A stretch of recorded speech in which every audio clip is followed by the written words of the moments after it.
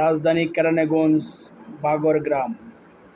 এখানে হিন্দু পরিবারগুলো আজ এক ভয়ঙ্কর দুঃস্বপ্নের মধ্যে দিন কাটাচ্ছে। চাঁদাবাজ হাবিব তাণ্ডবে চারপাশে আতঙ্ক বিরাজ করছে। ব্রিটিশ আমল থেকে যাতায়াতের একমাত্র ব্যবস্থা হঠাৎ বন্ধ করে দিয়েছে প্রভাবশালী হাবিব।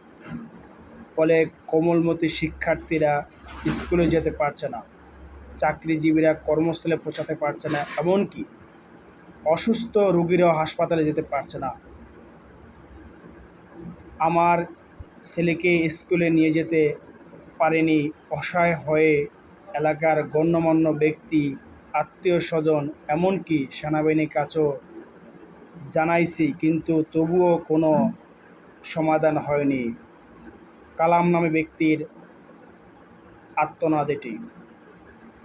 অভিযোগ নিয়ে ইউনিয়ন চেয়ারম্যানের কাছে গেলে তিনি শুধু আশ্বাস দিয়েছেন ব্যবস্থা হবে, কিন্তু এখনও কার্যকর কোনো পদক্ষেপ নেই।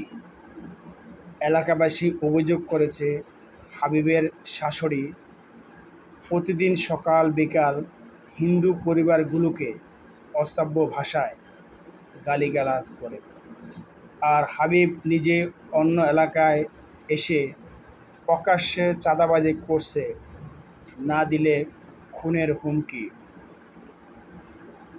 আমরা আমাদের নিজের গ্রামে নিজের জমিতে বন্দী হয়ে গেছি।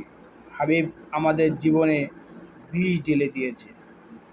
চারপাশে এখন শুধু ভয় আর আতঙ্ক। সাধারণ মানুষ বলছে, যদি দ্রুত ব্যবস্থা না নেওয়া হয় তবে যে কোনো সময় ঘটতে পারে বড় ধরনের রক্তাক্ত সংঘর্ষ। কেরানীগঞ্জ বাগর গ্রামের হিন্দু পরিবারগুলো আজ রাষ্ট্র ও প্রশাসনের কাছে একটাই প্রশ্ন রাখছে, কবে তারা মুক্তি পাবে চাঁদাবাজ হাবিবের আতঙ্ক দাপট থেকে। ফিরোজ আলম, ঢাকা ITV, কেরানীগঞ্জ, ঢাকা।